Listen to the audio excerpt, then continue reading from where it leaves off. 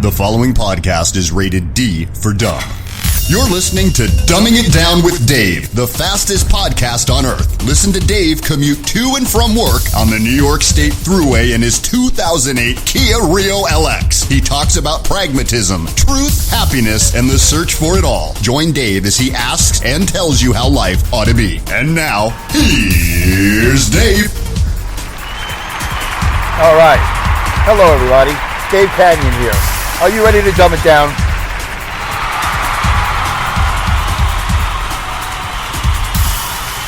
That's fantastic. Let's dumb it down together. Looks like the microphone is working.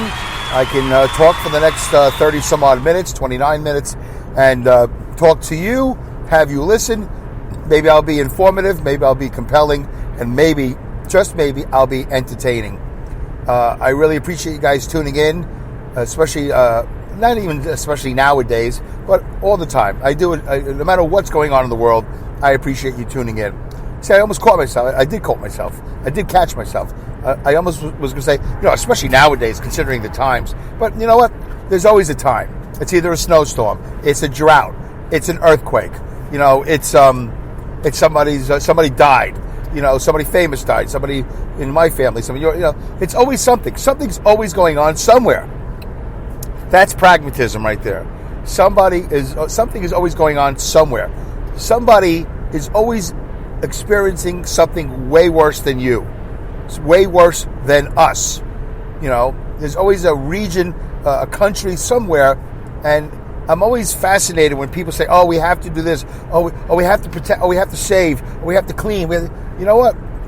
And then if I don't participate, or if I say, "Yeah, I guess so," like, what are you talking about? You have to be as emotional as I am. You have to be as connected as I am. And I go, well, you know what? There's a lot of countries in the world whose names you don't even know. I'm not going to say. I mean, now we all know Nigeria. We all know so many countries that have been in the news. But there are a lot of countries that don't make it to the news for whatever reason. They're not commercially viable for the networks to send a reporter over there because it's a dangerous region, or it's whatever the story is. Where the Ebola is, or where the the human trafficking is, or the abuses of whatever. There's so much going on in the world. You really could have a very regular podcast, radio program, or a television show if all you wanted to do. Yeah, I know they call it the news, but if you really want to just go around the world and just seek out these stories of horror. People who are tortured, people who are abused, people who are poor, they're sifting through garbage, just to get food, areas that are heavily polluted, toxic water, raping, pillaging, killing, just so much. That's not just the 5 boroughs of New York. That's everywhere. It's a crazy, crazy world. And a lot of us are jaded, I think, because we live in the United States for the most part. I have listeners apparently all over the world now. Not a lot. Hopefully we're getting there. I like to be, a lot more international if at all possible. I do speak about, when I say 99.9% or whatever, I do speak about the United States more than anything else. But I'm quite aware. I know that a lot of people say, "Oh, that's woke," but whatever. There's just a lot going on. There's also good going on, of course. But I think you could have a regular daily show. Probably. Maybe weekly, but definitely weekly, probably daily, where you just go around the world. And every country, there's just communities. There are communities, there are counties, there are cities, there are just so much regions, mountaintops. There's earthquakes, there's mudslides, there's overflowing rivers, there's lead poisoning. You could just do a story every day. You could do it probably a half hour every day. Why do I bring that up? Well, I'm just trying to put into perspective, maybe not in a very good way, but we need to keep our wits about ourselves. I'm not the one that's going to make any impact on anything. You guys already know that. As a listener of Dumbing It Down with Dave, you already know that. Hopefully, whether you're doing it consciously or subconsciously, some of you unconsciously maybe, are incorporating more of pragmatism in your life, or thinking about it like, you know what, I used to think doing this was pragmatic, but you know what, I'm going to start doing this. I'm going to do this even harder, or more, or longer, or shorter, or less expensive, or I'm going to do it with my spouse, or I'm going to do it with my friends. Whatever you're doing, hopefully you're thinking about it. That's what I would love. If, for anything else out of this podcast, is when people listen and then they comment, or they tweet me at dumbwithdave, DUMB, on Twitter, or email me at dumbingitdownwithdave@yahoo.com, or you can go to my website, right, dumbingitdownwithdave.com, davecanyon.com, and there's a contact form. It works. I test it once a month. Test it. Go to my website, and you can listen to Dumbing It Down with Dave over there. If you're not on Spreaker, if you're on another platform and you can't comment because your platform doesn't enable commenting, then feel free to go to the website and send me a contact form. Eventually, I'm going to have some audio. This thing called SpeakPipe, which I've been talking about for months, but I'll get that installed. You can just call a number. You call this thing on your cell phone, and you leave a message, and I play it. I'll play it on the show. But I have to get that installed. Anyway, in perspective, pragmatism. I'm hearing all this on the television about the coronavirus, COVID-19. People are losing their minds because they're afraid of getting it, or they're in the house, and it's the isolation. And it's, listen, I don't know what to tell you. I already lived that life. I can't speak for the other truck drivers of the world, but I already live a life of isolation. I've been isolated for years. I don't really mingle like everybody else. My job is way too difficult. 14 hours a day, 4 to 5 days a week, hopefully 5 if there's overtime. And, I've talked about this, 70 hours a week. I don't have much left. There's not much left in the tank. And then, after the fact that I don't have a lot of time, that's one. Let's put a bullet point there. One, I don't have a lot of time. Two, I don't have a lot of energy left, especially now at the age of 56 going on 70. I don't have a lot of energy left for socialization. So this social distancing thing for me is like, I'm already doing it. I've been doing it. I keep away from everybody. And by the way, I think I'm doing you all a favor. I'm doing everybody a favor. This is to interact with me via the internet, via podcast and texting and tweeting and all that, and social media. That's the best way to be with me, because I can only handle human interaction for so long. Maybe I don't have the right humans in my life. That's probably true. I know that to be true. I've had the wrong humans in my life for a long time, but I'm in the world of truck driving. What am I going to do? These are the dum-dums I work with. Not necessarily a term of endearment. Anyway, so I am not at all affected right now by anything that's going on in the world. Not in a negative way, not in a positive way. I'm still I'm living the same exact life. Nothing has changed for me. That's just me. Maybe it's changed for you, and that's okay. It's allowed to be changed for you. I'm not judging anybody. I'm just saying, when you watch the news, it's easy to get affected because they're very good at that. The media, the mass media, the fake news people. I'm not saying that the numbers they're putting out aren't real, but you have to sort of put it into perspective. Once upon a time, we weren't tracking coronavirus. Nobody was getting tested for it. All of a sudden, people are getting tested for it, and now all of a sudden the numbers are go through the roof. Well, of course they're going through the roof. We used to not test for it. Now we're testing for it. So now we have numbers. We used to not have numbers. Anyway, I am sanitizing everything. My truck at work, my car, when I go shopping, the shopping cart. When I come home, I'll wash my hands. And now I'm doing something. I'm taking it one step further. I'm trying to get rid of my clothing every day. So instead of coming home with my uniform and all that, I just saw that on the news thing. So I am going to try to leave my work clothes at work. We have a laundry service. I'll change my shirt and my pants every day, and my work pants, my work shirt, and keep my exposure down to a minimum. I don't know what changes you've been making. I don't know how much longer we're going to have these Lysol wipes at my job. I have a couple of containers of that. I don't know how many I have at home, but I'm doing all I can.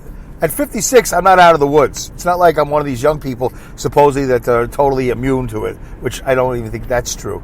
But I just did get off the phone with my father, and he's having a strange reaction to all that. Like, I said, Dad, he said to me, I'm going to Aldi's. I'm going shopping Aldi's. I said, right, Dad, don't forget, shopping cart. Get a wipe down where you can touch it with your hands, and then when you come home, wash your hands, and then put away the food, or whatever, put it away. Do something. He goes, don't worry about it. I'll be okay. I said, I don't think I'm going to do all that. And I had to take a deep breath. I'm like, okay, you realize that your 82-year-old wife is in the nursing home, and you can't see her right now because everything's on lockdown, but you are going to try to live for her, right? If my father goes before my mother, that would be just absolutely horrible. I need my father to outlast my mother, which I guess I'm saying I need my mother to go before my father. They're both not going to live forever. I'm not going to romanticize this. There's no way they're going to live forever. Somebody's got to go. They're both going to go. That's just the way it works. In this research to find the coronavirus cure or the treatment or whatever, we're not going to find a cure for dying. We're just going to find whatever it is related to corona. So Sonia and Harold will eventually no longer be here. It would be way better, way easier for myself, my father, my mother, maybe my sister. I don't know. I don't talk to her. She don't talk to me. So I don't know what's going on in her world. But it would be easier if my mom went first. She's the one that's in the nursing home. I'm not wishing it. I'm just saying I need my father to be smart and be healthy. Ever since my mom's been in the nursing home, I've been trying to get him to exercise, and he's pushed back, which is very frustrating for me. But whatever. Okay, so Corona. So I wanted to tell you, by the way, this is episode 209, take 2. I'm doing this on a Tuesday morning. It's a sunny Tuesday morning. I'm on the thruway headed home. I'm not staying up at Rensselaer in my caravan going to Planet Fitness doing Dave's Fit Life because Planet Fitness is closed. I have no place to shower. So I have to go home every day, and I got to tell you, I hate this. I really do hate this, and I got to tell you, I can feel not just my body, I can feel my brain backsliding into where I was before Dave's Fit Life. I got pains in my head again. It hurts. I got to work on the sleep, got to work on the exercise. There's just so many things involved. It's very hard for me to do. I don't live a normal life as a truck driver. In fact, I don't even want this episode to be this personal because I think it's boring for most of you. Because we've been down this road before. I'm just letting you know. You might hear it in the show. I'll tell you what happened this weekend, real quickly, if I can do it real quickly. Well, we got half a show left. That I came home Saturday. I did first of all, last week was horrible. I broke down at work 3 times. I posted it on Facebook, posted a picture or 2. Not sure if everybody knows about that. I broke down 3 times, twice in one night, and it was 2 nights in a row. So the first night I broke down twice. The second night in a row, I broke down once. I was in a tow truck 2 days in a row, 2 nights in a row, whatever you want to call it.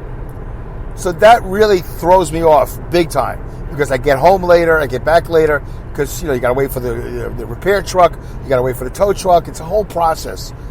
There's no very quick remedies to breaking down on the side of the road.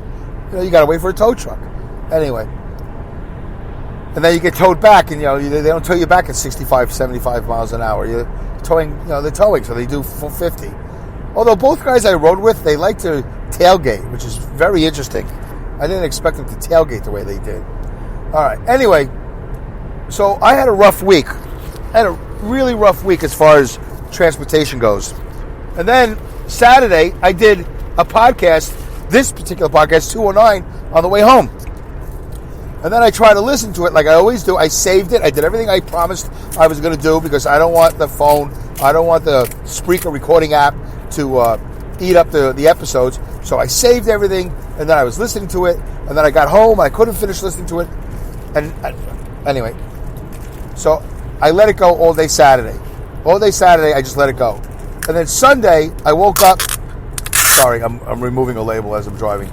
Sunday I woke up, and I should have gotten to it right away. I don't know if it would have made a difference, but I should have gotten to it right away. I didn't get to it right away, and I had a hell of a crappy Sunday. My wife decided to do some rearranging of some furniture, and there was a spot in our house that needed my attention because it had computers. It was a whole mess, you know. So now I'm messing around with our computer and an old computer that we have, and wires and cables, and it's just I was sitting on my butt on the living room. My leg went to sleep, and I'm trying to rearrange these wires, which is not my wheelhouse, and all my energy started to slowly disappear from me. I mean, I could just feel it because I was using my brain in an area that I'm not an expert, nor am I even I'm barely knowledgeable. So it just really was taxing on me. By the time we got the living room all set, all the cables that we needed were connected. The ones that weren't needed, we got rid of, and we cleaned up. And there was junk down there. It's this whole thing in the corner of our living room. It's been a sore spot for a while with my wife and I. We finally got to this sore spot. I did not know when I woke up Sunday morning, you know, that I was going to be involved in that. And that's usually what happens. That I wake up and I think I'm going to do what I want to do, and then I end up doing something else. Anyway, when it was all said and done, I was exhausted. And then we had lunch. And we had this cauliflower gnocchi, which was really good. And then I had a beer with it. We bought some beer the night before. Let me tell you something, folks. Maybe that was a big mistake, but after I had that gnocchi, that cauliflower gnocchi, and that beer, I sat in that chair. I was toast. I fell asleep in the chair. My wife said, "Why don't you go to bed?" I said, "No, I'm gonna just sit here and nap a little bit." I probably should have went to bed. I've been up at that point. I had been up about 6 to 7 hours. I probably should have went to bed, but once I'm in that state, and I've spoken about this several times on this podcast. Maybe it's been a while, but I'm totally Jekyll and Hyde. Dave awake and Dave tired is two different people, and that's true for a lot of people. I'm not special, but I just couldn't make the right decision, and the right decision was get up, go to bed, put the CPAP on, and if you sleep for a half hour to an hour, maybe that'll help. Maybe I'll sleep for 4 or 5 hours. Maybe I shouldn't have had the beer. Maybe I should have taken care of that living room thing 6 months ago, so I wouldn't have had to worry about it yesterday. Maybe that's procrastination biting me in the butt, as it often does. I don't know a time that procrastination has ever done me good. I think there has been, but I don't remember, where I actually procrastinated, and then it turned out it was a good idea. Well, anyway, I sat there like an idiot for like a half an hour in the kitchen, like asleep, like I do in my truck when I'm not driving, obviously. I just sit there and I just like everybody does when they're watching TV. I just sat there at the kitchen table, asleep, my head down, my head to the side. I'd wake up, I go, oh my God, I'm in so much pain. And I wouldn't get up and go to bed. And part of the reason why I don't get up and go to bed, other than I'm just Jekyll and Hyde and making bad decisions, I know that somehow the walk, and it was a short 20-foot walk, just a walk to the bed would wake me up, and I would lay down in bed and I'd be even in more pain because now I'd be awake. It's a tough spot for me to make the right decision. I don't know. Anyway, I worked through it. I didn't go to bed. I just sat there like an idiot, and then eventually I got a second wind, but not really, not a good second wind, a bad wind. And then my wife left the house because she had to do something with her friends, her teacher friends. They had a parade. The teachers had a parade in my town, in her town, whatever town. And there was one person per car, all the teachers. They go down all these streets. I guess they honk the horn. They send out an email to all the kids. Hey, your teachers are out there. If you want to see your teachers. I never heard of such a thing. But then again, this is a different crazy time. But so a whole bunch of teachers from her school went on a parade, a car parade. And they went down all these streets to see their kids. Wave and well, nobody stopped. Nobody made physical contact. But so while she was gone, I accomplished nothing. She was gone for like 4 hours. I could not formulate. I couldn't do anything. It was like I was a zombie. That's exactly what I was. I was like a zombie. I really should have just went to bed. But I didn't feel tired. I was disoriented. I was effed up. I was totally effed up. Anyway, she comes back. I don't remember if we had dinner or not. And then I had an 8 o'clock phone call. Like a Zoom type of thing. And I got to tell you, folks, I was useless.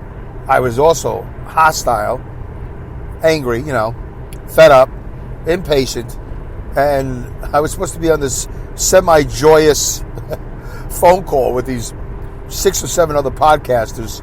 And needless to say, I was not the light of the party. And I didn't really participate, really at all, until I was provoked into participating. Nobody asked me what was wrong. I didn't want to talk about it. Just talking about it would have pained me. Anyway, it was a really horrible 1 hour. And my computer was totally effing up all day long, and because of that area that we worked in, the Wi-Fi, everybody's home using the internet, so the service was terrible. And it was just, I really felt horrible. And then I had a 9 o'clock phone call with my assistant, kept that nice and short. That went much better. It was definitely way more productive than the 8 o'clock phone call. And then eventually I went to bed. Woke up Monday, felt a little bit better because I got, a long stretch of sleep, like 5 or 6 hours. Probably the sleep I would have gotten had I went to sleep Sunday afternoon. But let me tell you a quick story. And this is how I should have started everything. A couple of weeks ago, I saw a 2.5 Men TV show, with John Cryer and Charlie Sheen. And John Cryer has a son in the show. I'm assuming most of you are familiar with the show. I think it's called 2.5 Men. I always like to call it 2 Men and a Baby, but it's not. It's 2.5 Men. So there was an episode I saw, and I'm telling you this for a reason, because I think this is where I was, but I didn't realize it. I think it's possible that this is where I was at, based on this information I got when I saw the show, 2.5 Men. There was an episode where, so John Cryer is the brother that lives with Charlie Sheen. It's Charlie Sheen's house. So John Cryer has a son in the show. This is one of the earlier episodes when the son is much younger. I don't know, 9, 10, 12, whatever, young. And the ex-wife of John Cryer drops off the son at the house that John Cryer is staying at, Charlie Sheen's house. And the mother says, he's being so difficult. He's being such a pain. She might have used other words. Maybe you could talk to him, get him out, see what's bothering him. Okay, the ex-wife leaves. So now they have established this plot. There's something wrong with the boy. He's upset. He's sensitive. He's angry. He's hostile. Whatever. So the father goes and talks to him. Blah, blah, blah. He tries to, hey, buddy. Hey, what are you doing? Hey, buddy. Anyway, the son doesn't really respond that well, and it ends up not good. Whatever. They don't resolve anything. They don't figure nothing out. So, bad situation. Continues on. Later on, Charlie Sheen, who's the cool uncle, right, because he's John Cryer's brother, he goes in and talks to him and makes things worse or whatever. Doesn't make things better. Doesn't find out what's going on. So then he leaves, Anyway, and all this time the son is playing the guitar and he's playing the same Smoke on the Water riff, I think it is. Bum, bum, bum, bum, bum, bum. Anyway, so it's an ongoing joke. He just keeps playing the same theme. It has nothing to do with the ending of the story. I just thought I'd share it with you. Charlie Sheen has a maid in the house. I think her real name is Conchita Farrell. Been an actress for a long time. Large woman. And she plays the maid, the housekeeper, or whatever. And she says to the two guys, I found it fascinating. I thought they were just trying to be funny. But she goes, did you guys ever think maybe the boy's constipated? Did you ever think maybe he's backed up? And they look at her like, what? Are you crazy? He's 12 years old, whatever. No, he's a boy. He's got problems, whatever, girl problems, school problems, whatever. He's a boy. He's something's going on. They go, well, the way you guys feed him with pizza and all that crap, He's probably constipated. He's probably backed up. Probably just needs, a little loosening of the stool. She doesn't say it that way, but whatever. They go, no, that's not the way it is. Anyway, there's another plot in the show, blah, blah, blah. It goes on. And then finally, we get to the epilogue, that last 30 seconds or whatever, 1 minute of the show.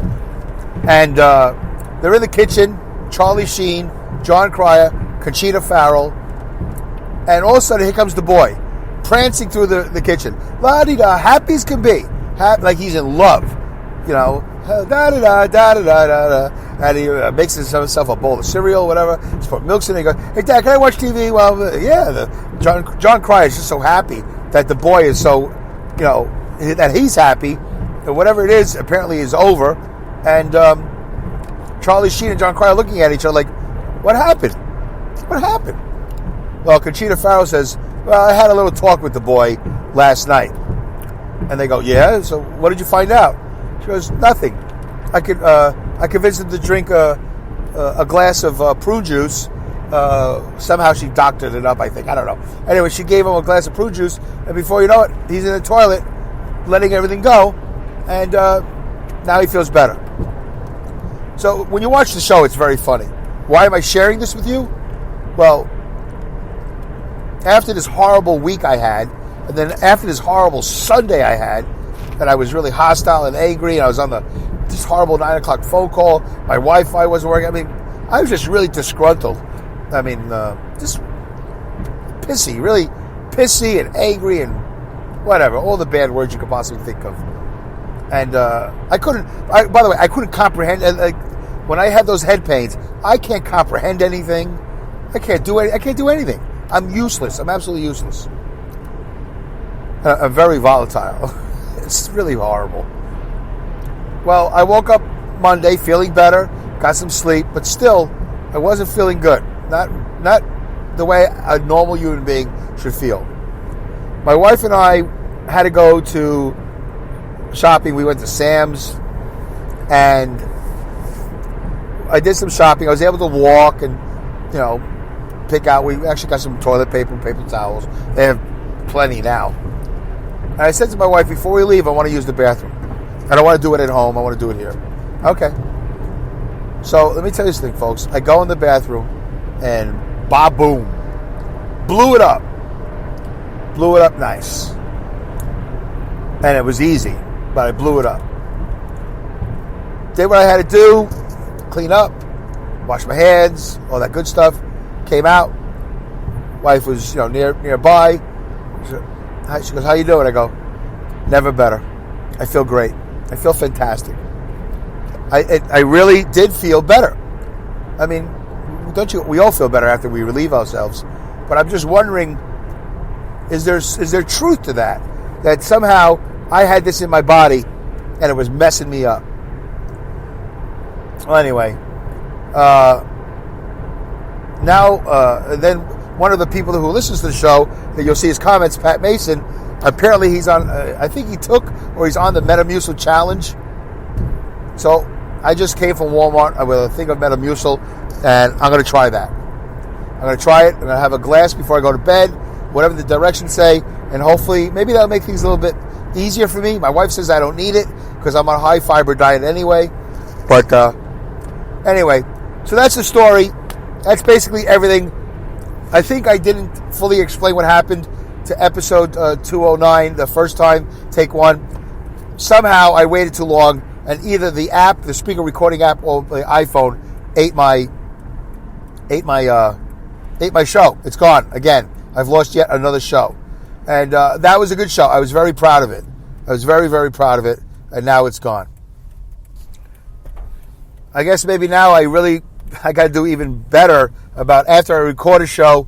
I got to maybe not listen to the whole thing, but just kind of jump through the whole bit and then, publish it right away, because the longer it sits in the phone, the more of a risk I take. Anyway, it's time for the HEs. Thanks for your patience. We'll see you next episode. All right? Goodbye, good day, good night, good luck, good riddance, Godspeed, good rats, and great skills. That sounds like 8 to me, the HEs. Thanks, guys. Thanks for listening. Don't forget to comment, share, like, subscribe, all that good stuff. We'll see you next episode. Bye.